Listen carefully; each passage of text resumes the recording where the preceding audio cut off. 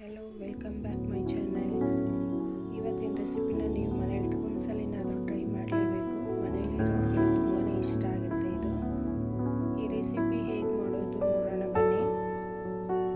ಒಂದು ಪ್ಯಾನ್ಗೆ ಸ್ವಲ್ಪ ಎಣ್ಣೆ, 2 ರಿಂದ 3 ಪೀಸ್ ಚಕ್ಕೆ, 4 ಲವಂಗ, 2 ಏಲಕ್ಕಿ, 1 ಟೀ ಸ್ಪೂನ್ ಸೋಂಪು, 2 ಟೀ ಸ್ಪೂನ್ ಧನಿಯಾ, 2 ಮೀಡಿಯಮ್ ಸೈಜ್ ಈರುಳ್ಳಿನ ಕಟ್ ಮಾಡಿ ಹಾಕ್ಕೊಂಡಿದ್ದೀನಿ. ಚೆನ್ನಾಗಿ ಫ್ರೈ ಮಾಡ್ಕೊಳ್ಳಿ, ಸ್ವಲ್ಪ ಕಲರ್ ಚೇಂಜ್ ಆಗಲಿ.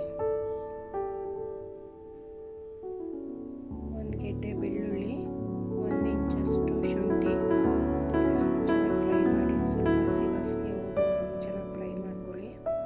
ಈಗ 5 ರಿಂದ 6 ಬ್ಯಾಡಿಗೆ ಮೆಣಸಿನ್ಕಾಯಿನ ಸೇರಿಸಿದ್ದೀನಿ.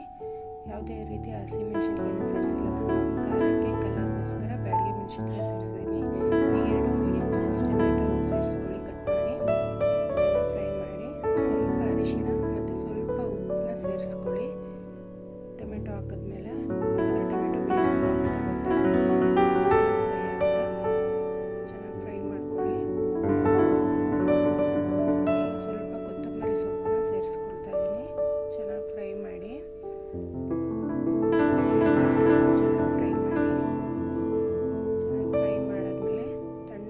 ಬಿಡಿ. ತಣ್ಣಗಾದ್ಮೇಲೆ ಮಿಕ್ಸಿ ಜಾರಿಗೆ ಹಾಕೊಂಡು ಪೇಸ್ಟ್ ಮಾಡಿ ರೆಡಿ ಮಾಡಿ ಇಟ್ಕೊಳ್ಳಿ, ರುಬ್ಕೊಳ್ಳಿ.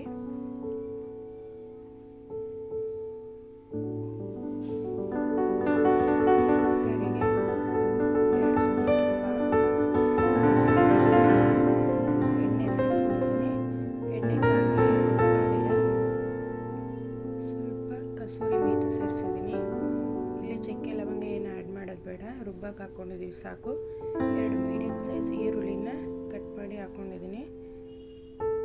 ಸ್ವಲ್ಪ ಕಲರ್ ಚೇಂಜ್ ಆದರೆ ಸಾಕು, ಚೆನ್ನಾಗಿ ಫ್ರೈ ಮಾಡ್ಕೊಳ್ಳಿ.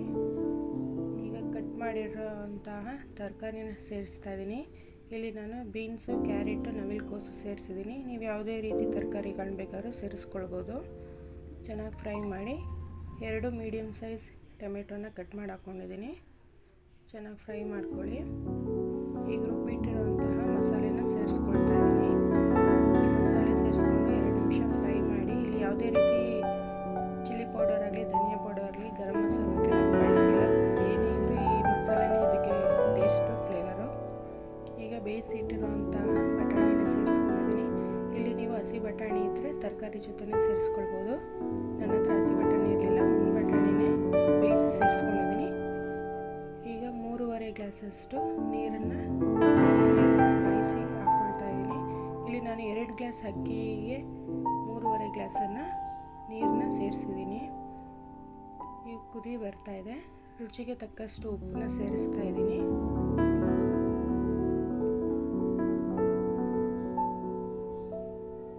ರುಚಿಗೆ ತಕ್ಕಷ್ಟು ಉಪ್ಪು ಸೇರಿಸಿದ್ಮೇಲೆ ತೊಳೆದಿಟ್ಟಿರೋಂತಹ ಅಕ್ಕಿನ ಸೇರಿಸ್ತಾ ಇದ್ದೀನಿ. ಇಲ್ಲಿ ನಾನು ಅಕ್ಕಿನ ನೆನೆಸಿಲ್ಲ, ಡೈರೆಕ್ಟ್ ತೊಳೆದೇ ಸೇರಿಸ್ತಾ ಇದ್ದೀನಿ. ನೀವು ಯಾವುದೇ ರೀತಿ ಅಕ್ಕಿನ ಬೇಕಾದರೂ ಇಲ್ಲಿ ಸೇರಿಸ್ಕೋಬೋದು. ಇಲ್ಲಿ ನಾರ್ಮಲ್ ನಾನು ಸ್ಟೀಮ್ಡ್ ರೈಸ್ನ ಯೂಸ್ ಮಾಡಿದ್ದೀನಿ. ಚೆನ್ನಾಗಿ ಮಿಕ್ಸ್ ಮಾಡ್ಕೊಳ್ಳಿ. ಲೈಟಾಗಿ ಕುದಿ ಬರ್ತಾ ಇದೆ, ಚೆನ್ನಾಗಿ ಕುದಿ ಬರೋವರೆಗೂ ವೆಯ್ಟ್ ಮಾಡಿ. ಚೆನ್ನಾಗಿ ಮಿಕ್ಸ್ ಮಾಡ್ತಾರೆ. ಚೆನ್ನಾಗಿ ಕುದಿ ಬಂದಮೇಲೆ ಲಿಡ್ ಕ್ಲೋಸ್ ಮಾಡಿ. ಮುಂಚೆನೇ ಕ್ಲೋಸ್ ಮಾಡಿದ್ರೆ ತಳ ಹತ್ತೋ ಚಾನ್ಸಸ್ ಇರುತ್ತೆ. ಈಗ ಚೆನ್ನಾಗಿ ಕುದೀತಾ ಇದೆ, ಲಿಡ್ ಕ್ಲೋಸ್ ಮಾಡಿ 1 ರಿಂದ 2 ವಿಷಿಲ್ ಬರೋವರೆಗೂ ವೆಯ್ಟ್ ಮಾಡಿ. ಚೆನ್ನಾಗಿ ವಿಷಿಲ್ ಬಂದಮೇಲೆ ತಣ್ಣಗಾದ್ಮೇಲೆ ಲಿಡ್ ಓಪನ್ ಮಾಡಿ. ನಮ್ಮ ಇವತ್ತಿನ ರೆಸಿಪಿ ಹೋಟೆಲ್ ಶೈಲಿಯ ಟೊಮೆಟೊ ಬಾತ್ ಅಥವಾ ರೈಸ್ ಬಾತ್ ರೆಡಿಯಾಗಿದೆ.